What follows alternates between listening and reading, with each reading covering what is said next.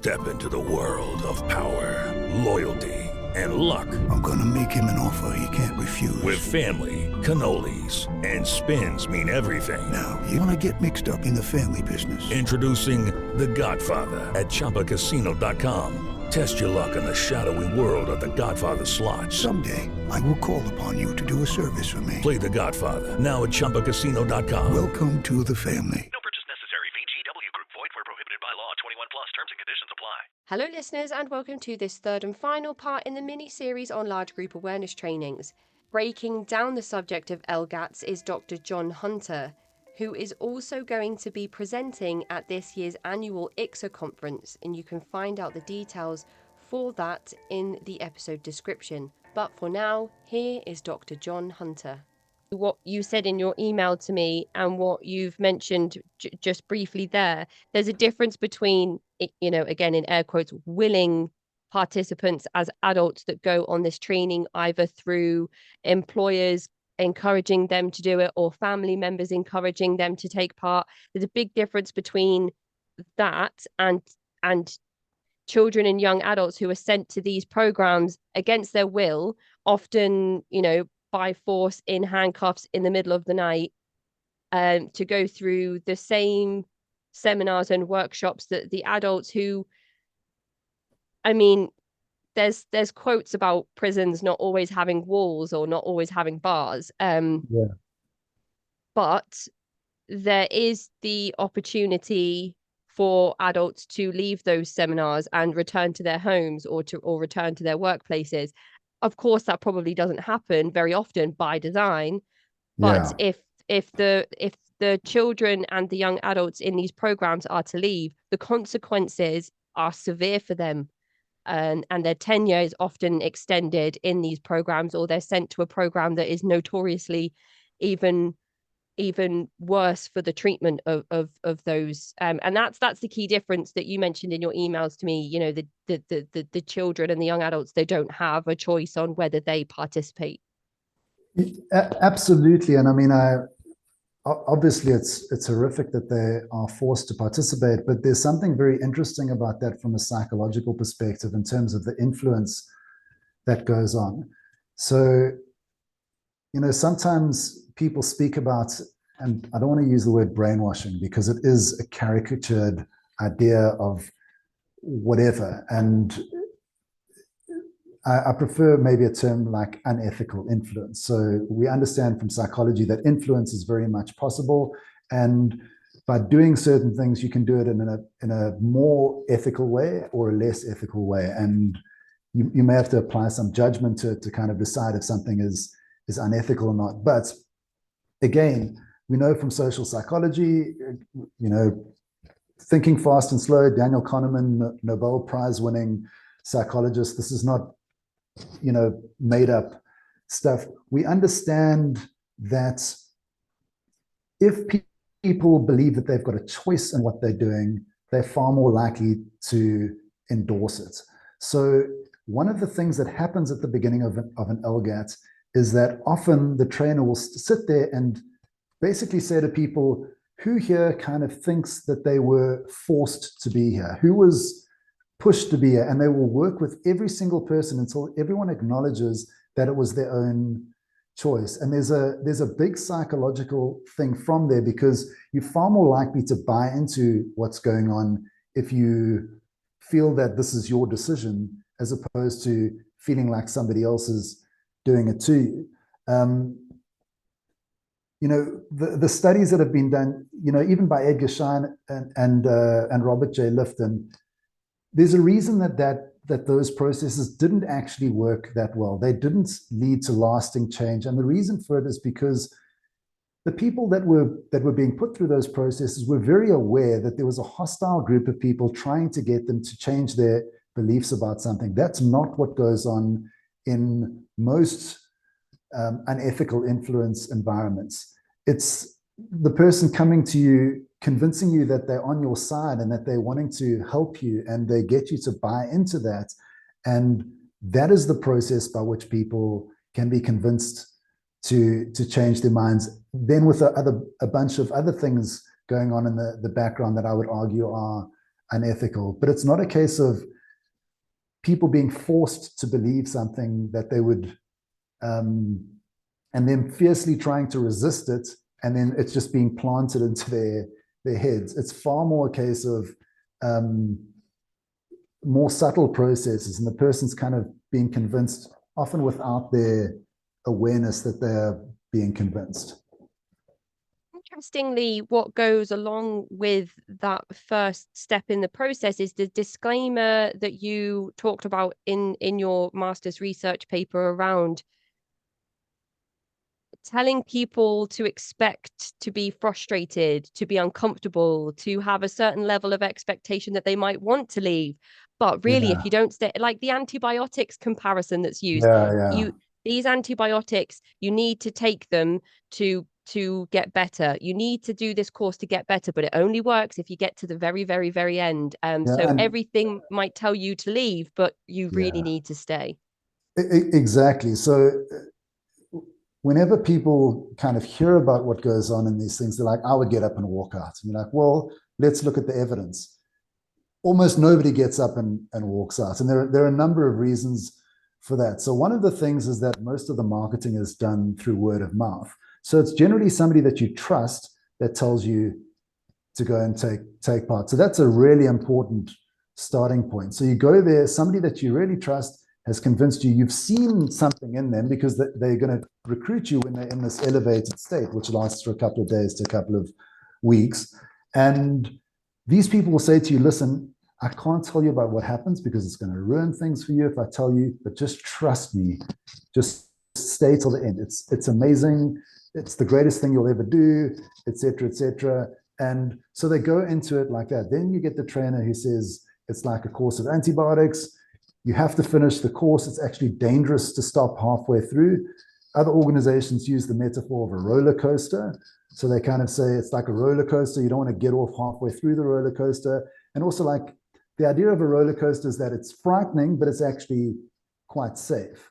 My metaphor would be, these are not mental health professionals, okay? So it's like a roller coaster that's been built by some dude who quite likes doing DIY stuff. Like, so I would not get on that roller coaster because it's not being built by an engineer who really knows exactly what's going on, understands all the stresses that might be put on the thing. So that's how I would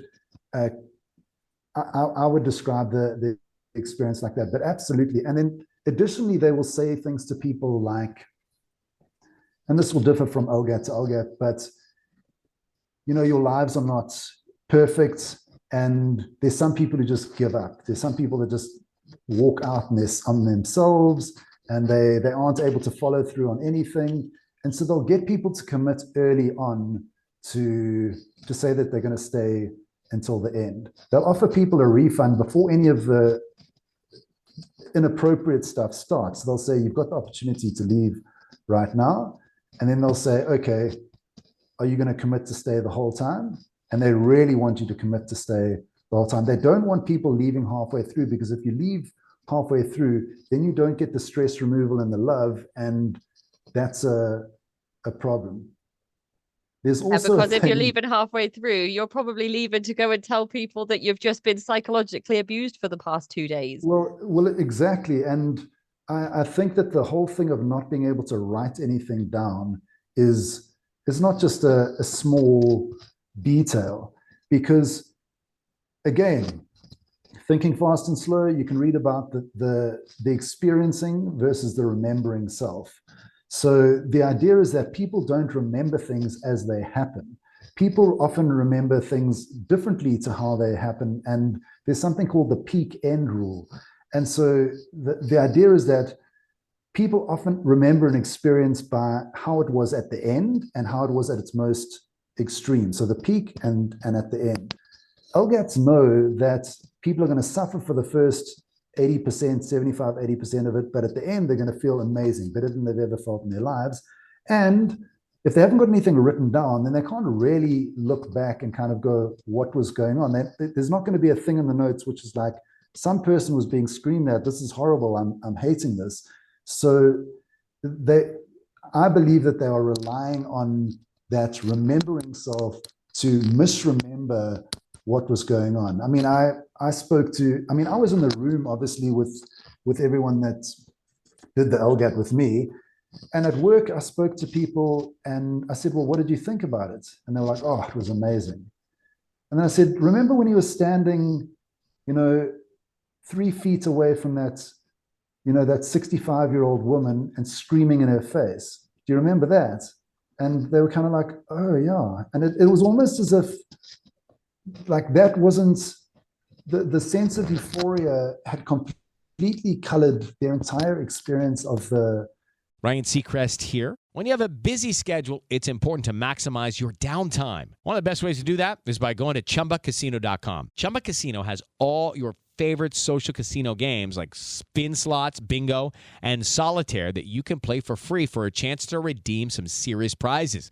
So hop on to ChumbaCasino.com now and live the Chumba life. Sponsored by Chumba Casino. No purchase necessary. VGW Group. Void where prohibited by law. 21 plus. Terms and conditions apply. The seminar, and when I asked them specific things about what happened, you could almost see their eyes sort of like lighting up and kind of realizing, oh, that did happen. So it was very odd to. It's like piecing together a night out when you've had a bit to drink and you're like, oh my goodness, oh yeah, of course that's what happened. Yeah, it's strange. I mean, and to kind of give you a sense of, and I am going to compare the post-training experience to hypomania and mania, because if you look at the effects of participation, which my PhD looks at, there's very specific effects that you see kind of coming through. So euphoria, confidence, energy, productivity, decisiveness, impulsivity, those kinds of things that are very similar. And this also the shift in perspective, this positive shift in perspective, which is almost identical to hypomania, which is an elevated state in bipolar disorder that's not as extreme as mania. And when you're in this state, everything seems better. So you can be in a terrible situation and it can seem really good. You effectively are looking at the world through rose-tinted glasses. And my view is that participants look back on what's happened through those rose-tinted glasses, and they are shifting without even trying to do it. They're shifting their perspectives of what happened, and that's not an unrealistic thing to claim, because the promise of EST was to effectively change your way of viewing circumstances so that your troubles and your challenges clear up in the process of life itself. Like John Hanley spoke about with LifeSpring, it allows you to see the world through a new lens. So the promises that are made by LGATs are very similar, although maybe worded slightly differently, to the promises of taking a drug that shifts your perception and the way that you see the world. The comparisons with the troubled teen industry, as I was going through the master's paper and thinking about certain programs that have been spoken about on the show, I just wanted to name a few for the listeners in terms of just how similar these things are. So you've talked about the music that's played. That is a staple part of a lot of programs. At the end of certain significant events, music will play, which is still triggering to individuals who have experienced that level of control. When those songs come on in public places, a lot of the time people are like, I actually need to leave because I can't listen to this song. The humiliation of the talent show idea of asking people to dress a certain way and to perform in front of other people is something that's heard quite a lot. the sleep deprivation, the limited breaks, the kind of limited breaks also then mean that there's not a lot of time to eat a lot of food. There's isolation. You mentioned in your master's paper around how people were encouraged not to talk to one another for a certain amount of time after sessions, or after certain activities within sessions, to do self-reflection. So that doesn't give you the opportunity to critically think in a group, or to say to each other, oh, actually, that that was a little bit dodgy. There's the body positioning, the strain on individuals' bodies, where they are asked to maintain a certain body position for a while, is something we've heard a lot about from CEDU right through to from Synanon, sorry, right through to CEDU. And the Well, long that's I sessions. wouldn't. Yeah, I mean the body positions I wouldn't say is something that you see in LGATs, other than having to sit for long periods of time. So they aren't asked to stand or do anything like that. It really is just about sitting for long periods of time.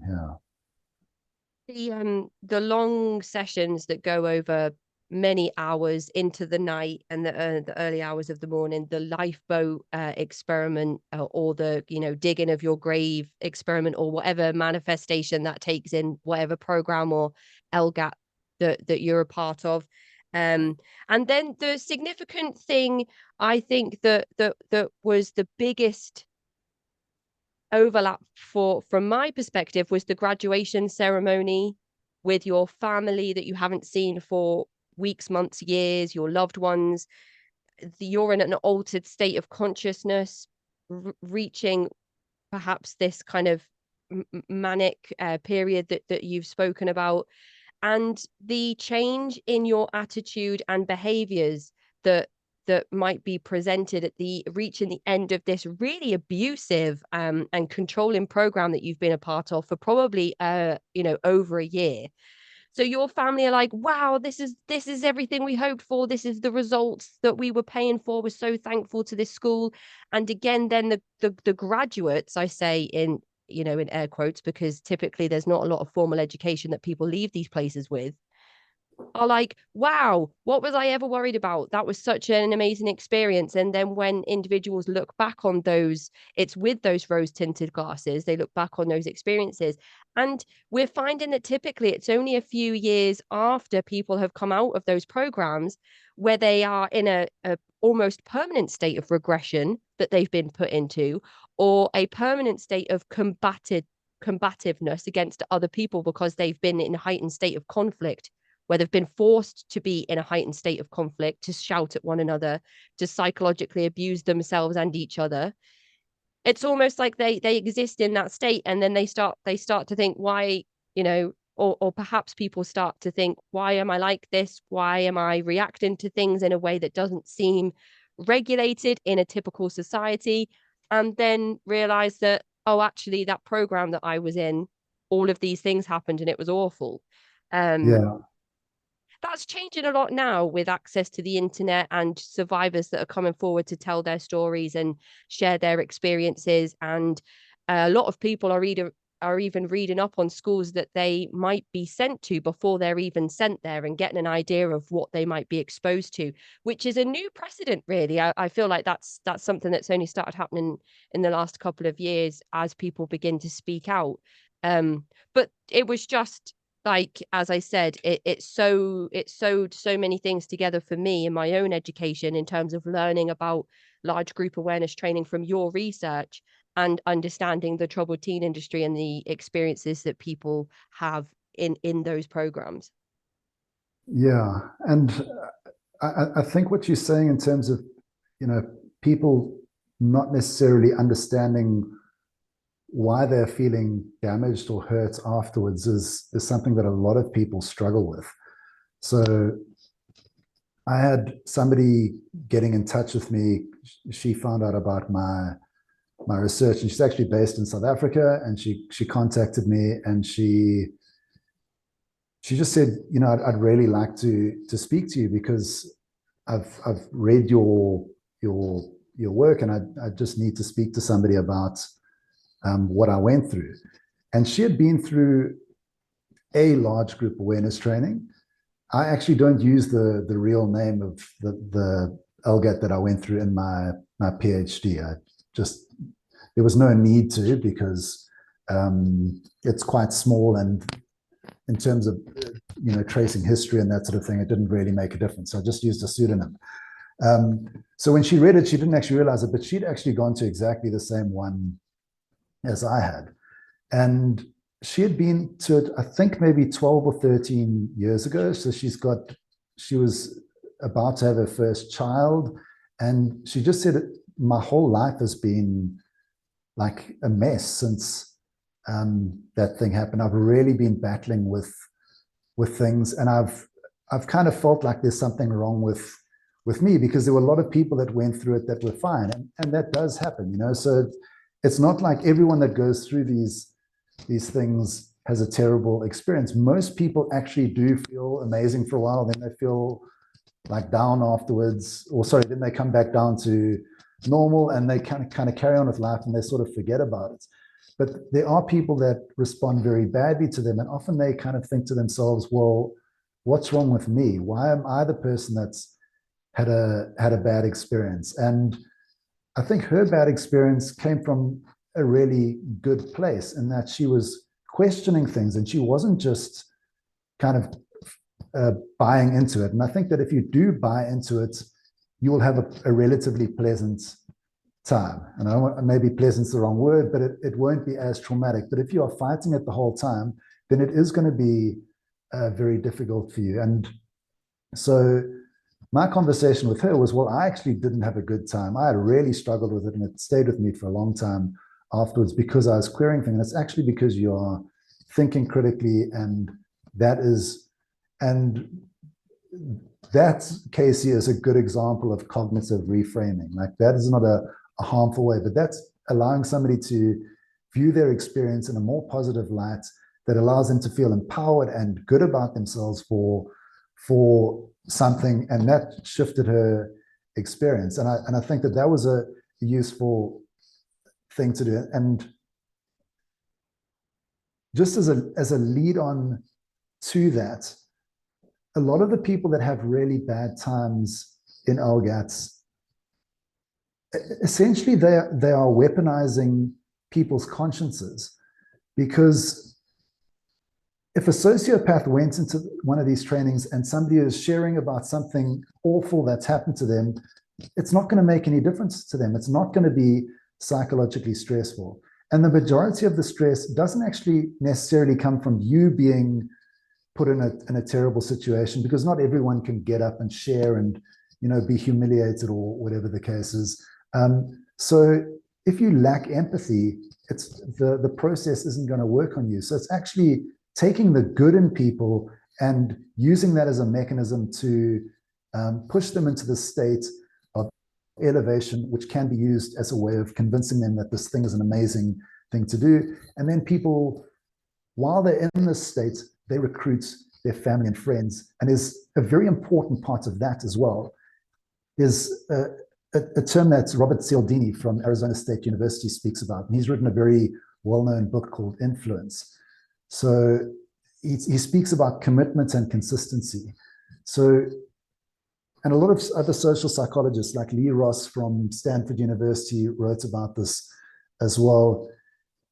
People's beliefs are not such good predictors of their behaviors, but their behaviors are often very good predictors of their beliefs. If you can get people to behave in a particular way, they can't undo that. And so once they've behaved in a particular way, then their beliefs about what they've done will shift to be in line with what they've already done. So LGATs ensure that they're getting participants to recruit other people. That's obviously great, because you get trust in people coming in, and they don't have to pay for marketing, and there's a bunch of benefits to it. Additionally, if you have taken part in one of these things and you've recruited somebody that you love to take part in it as well, it's far more difficult for you to acknowledge that there's a problem with what you've been through. Unconsciously, it's going to be very difficult for you to think back on what you've done and acknowledge that there's something problematic about it. And I think that that's something that people don't realize because it's hidden, but the evidence for that is significant. So yeah.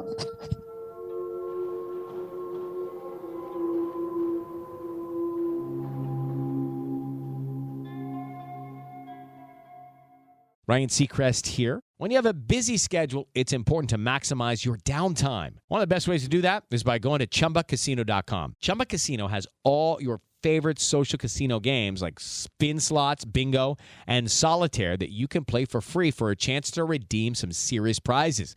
So hop on to ChumbaCasino.com now and live the Chumba life. Sponsored by Chumba Casino. No purchase necessary. VGW Group. Void where prohibited by law. 21 plus. Terms and conditions apply.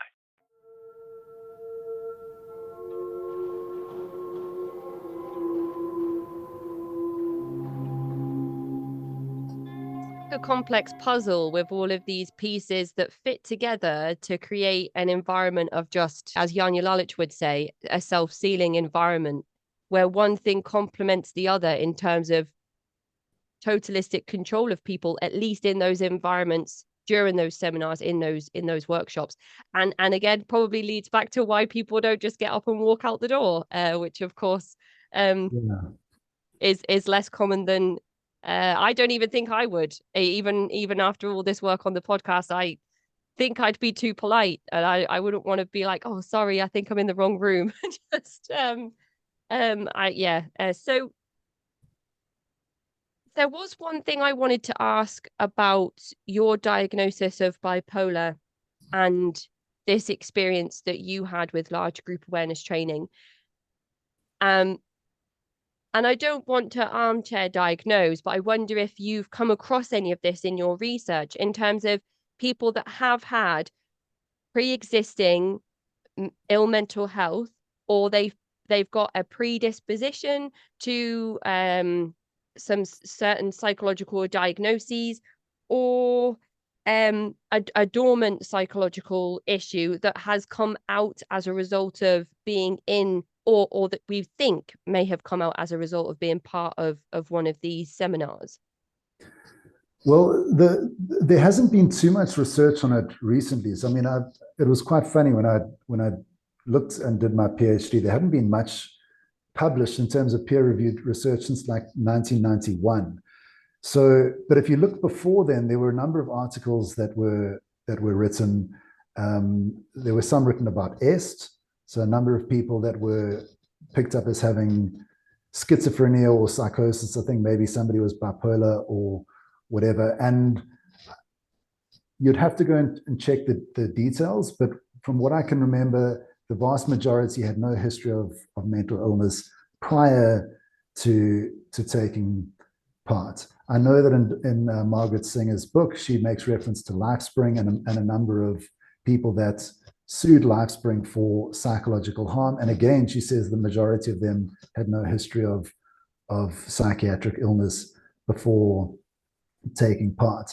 I know of, just one person that I've kind of just that I know who was at the same company as me, so but not at the same time. And I met her afterwards. And she said, no, she's diagnosed with bipolar 2, which is a form of bipolar disorder where you have hypomania, but not full mania. And I said, oh, that's interesting. Was the diagnosis before you were at this company? And she said, no, it actually happened like relatively soon afterwards. And so I was like, well, there may be a kind of relationship between those, but there hasn't been enough study of it, and it's quite difficult to study as well. So these organizations, they're claiming they've got 95% success rates and everyone loves it and they all have these amazing effects, although peer-reviewed research can't demonstrate that. That is very suspicious. That's very suspicious. The fact that research hasn't been able to clearly demonstrate harm when it's very infrequent is less suspicious. So, for example, studying suicide happens so irregularly that you need incredibly big samples to try to understand any changes or any factors that may have affected changes in suicide rates, for example. So that research hasn't really been done. What I can say, though, is that bipolar disorder is often discussed using the diathesis stress model, and a number of mental illnesses are. And that basically means that people have a stressor kicks the illness into gear. So you can have a lot of people walking around that are vulnerable to developing these disorders, and something has to happen to put it into place. And as I've said, the average age of diagnosis for some of these things can be mid-20s, late 20s, whatever. So there are a lot of people that just may not have had that stressor happen to them yet that are going into these programs. And that's why I say that I don't think that the screening processes are adequate. If you want to have the experience, then fine. I mean, I'm not a person that wants to outlaw anything. People should be able to take part, but they should know what they're getting involved in.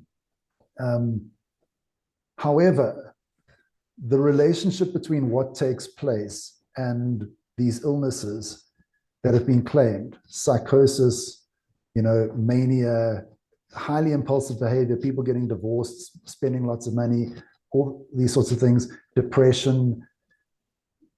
The hypothesis that I've put forward is called the dopaminergic defense hypothesis. And I'll explain it very simply. And again, you can cut this out if it takes too much time. But I started looking at the relationship between LGAT conditions and dopamine elevation, and LGAT results and dopamine elevation. And the reason for that is because a relatively prominent theory for bipolar disorder is the dopamine hypothesis of bipolar disorder. So the idea is that an elevation in dopamine may be an important factor in hypomania and mania. So I was like, okay, well, great. Is there any literature to link stress to dopamine elevation? And what I found was that there's a lot of literature that's come about since 1990. So since, the last sort of research was done on these organizations, it's been discovered that acute or high levels of stress can elevate dopamine in the short term. Additionally, stress makes the dopamine system more sensitive to reward. So if you put people through something stressful, then the dopamine system becomes very sensitive for reward. And that's what people know about the dopamine system, is that when you experience something rewarding, dopamine is elevated. So what you've got in an LGAT is you've got a lot of stress, which based on the literature elevates dopamine and makes the dopamine system more sensitive to reward. And then you've got reward, which is the goal attainment, the graduation, whatever. And so it's almost a perfect environment theoretically to elevate dopamine. Then if you go and you look at the literature about what an elevation in dopamine looks like. So you can look at, for example, Jaak Panksepp's work on affective neuroscience. He speaks about the seeking system, which is driven by brain dopamine. If you look at the effects of an elevated seeking system or elevated dopamine, you see euphoria, confidence, energy, productivity, impulsiveness. And then if there's too much dopamine, you see psychosis. And if you overdo the stress, chronic stress leads to a depletion of dopamine, which is associated with depression. So when you look at all the things that are going on, you're like, okay, well, it seems like they've got this process to elevate dopamine, and you see the results in terms of the positive results. It looks like an elevation in dopamine. And when you see the sort of negative results, which is clearly people that have experienced too much stress, and maybe there's too much dopamine or a burnout of dopamine, you see either psychosis or mania, depression or mood instability. These are not unexpected results based on the literature. And, this is a theory at this point. It's a hypothesis that still needs to be tested, but it provides a plausible natural explanation for the elevations in mood and for many of the claimed negative effects of participation. My mind goes to the depressed state that people sometimes find themselves in once the dopamine wears off. So if there is a dopamine depletion at this point, a few days or weeks after the seminar, it's like thrill-seeking addictive behavior where you wonder how you can replace that dopamine again. And so I suppose in my cynical mind, I'm thinking that's where all the trainers come from, going back into to become trainers to provide the seminars and workshops to other people. Well, the term that comes up quite a lot when you're kind of looking into it is course junkie. So you hear about people that are literally described as junkies. They're just doing these courses and they do them again and again, or the next level and the next level, which is, it shows a lack of critical thinking and sort of review, because these LGATs all tell people that they lead to lasting transformation. So why are they having to redo the thing 3 or 4 or 5? Ryan Seacrest here. When you have a busy schedule, it's important to maximize your downtime. One of the best ways to do that is by going to ChumbaCasino.com. Chumba Casino has all your favorite social casino games like spin slots, bingo, and solitaire that you can play for free for a chance to redeem some serious prizes. So hop on to ChumbaCasino.com now and live the Chumba life. Sponsored by Chumba Casino. No purchase necessary. VGW Group. Void where prohibited by law. 21 plus. Terms and conditions apply. Times that doesn't really seem to make sense. It does make sense if it's a short-term high, and if it's again taking influence from groups like Scientology, because I see that framework and that model fitting perfectly into more courses and more money and higher up the chain. So just to finish with today, there are 2 research papers written by you that are available for people to read right now online. I'll provide links to where people can get those as well in the episode description. You're also presenting at the International Cultic Studies Association conference at the end of June this year. So this episode will be out by the time that takes place. Can you tell us what your panel will be about? It's effectively on the dopaminergic defense hypothesis.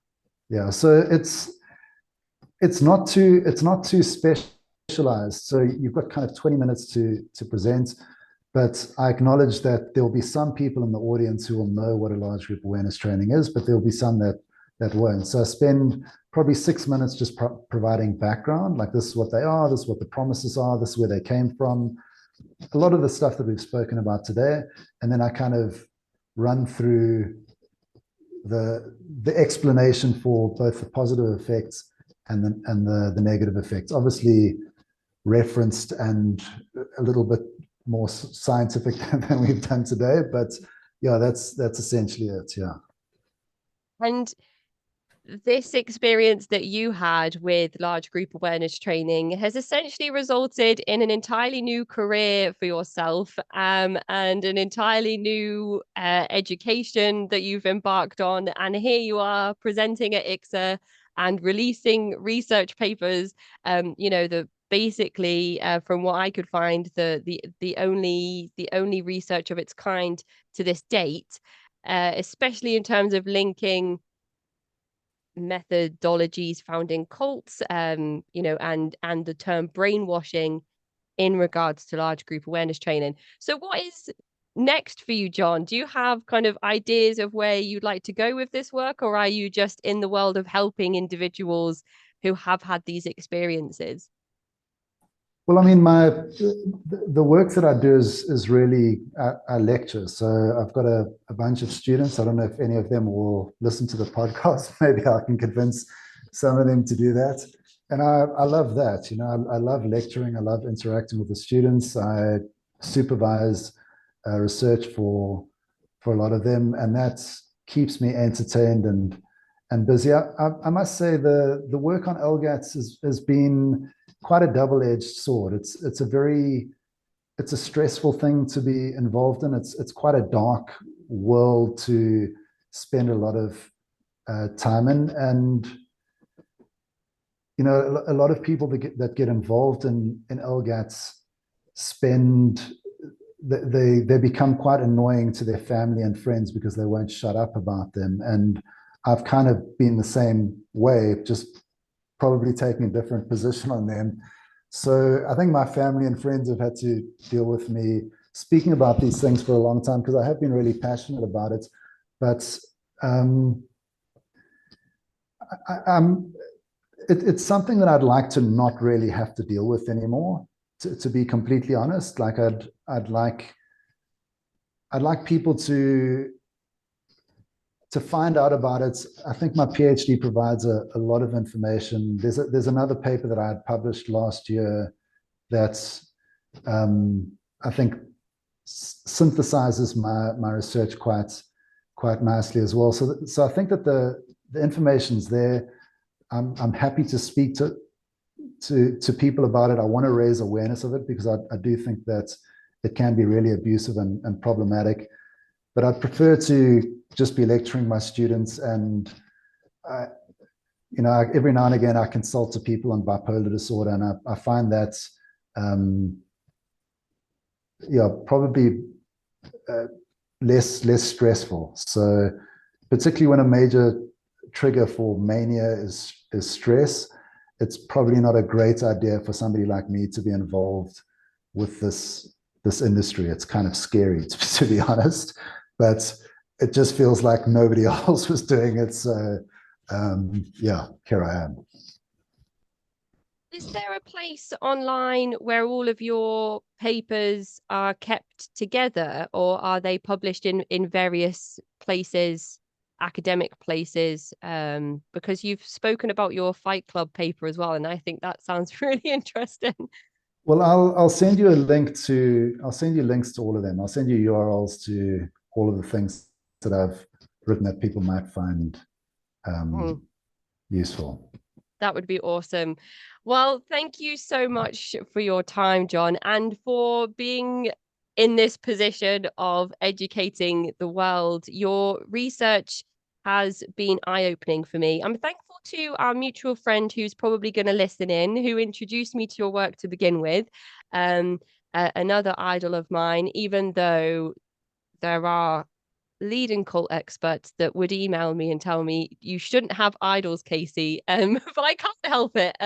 So I just want to say a massive thank you for providing the research, both in the position of of educating the world and really just for my own education in being able to understand the troubled teen industry a little bit more through understanding large group awareness training, because I just couldn't grasp the subject without hearing first person experiences, and there really aren't that many to draw on of people speaking publicly about the things they've been through. As you mentioned, there are forums, but there really isn't too much of people speaking publicly, and I don't think that that's surprising, given the nature of the LGATs themselves. But I am just really appreciative of you, of your time, of your research. And I do hope that you get a break from this subject, because it is difficult, and you're particularly vulnerable in terms of exposure to stress and other people's experiences are difficult to sit through sometimes. So well, thanks so much. I likewise really appreciate the fact that there's somebody like you doing this sort of work. It's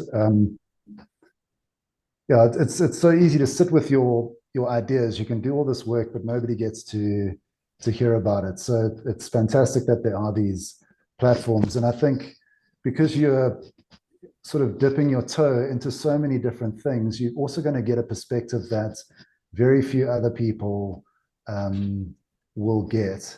And I know you're thinking of doing your own research coming up, and it's going to be informed by so many different possibilities and perspectives. And that ability to see common threads from lots of different things is yeah, I think it's invaluable. So yeah, thank you so much. It was great. Thank you Great to so meet much, you. John. I hope that you enjoy the rest of your evening. I look forward to seeing your ICSA panel, and I'm sure that we will speak again soon. Okay, great. Take Cheers care. then. Bye. Bye. That is the end of this mini series on Step into the world of power, loyalty, and luck. I'm gonna make him an offer he can't refuse. With family, cannolis, and spins mean everything. Now, you wanna get mixed up in the family business. Introducing The Godfather at ChumbaCasino.com. Test your luck in the shadowy world of The Godfather slot. Someday, I will call upon you to do a service for me. Play The Godfather now at ChumbaCasino.com. Welcome to the family. No purchase necessary. VGW Group. Void where prohibited by law. 21 plus. Terms and conditions apply.